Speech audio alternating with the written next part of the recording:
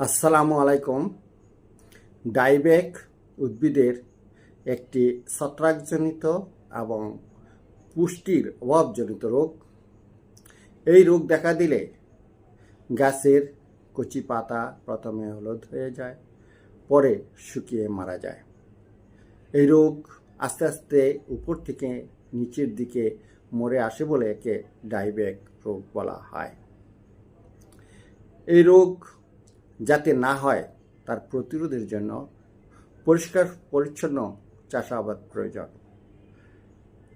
আর যদি এই রোগ দেখা দেয় তখন প্রতিষেধক হিসাবে আক্রান্ত ডালপালার সুস্থ অংশ থেকে কেটে ফেলে মাটিতে পুঁতে ফেলতে হবে এবং কাটা অংশে বর্জ্য পেস্ট লাগিয়ে দিতে হবে।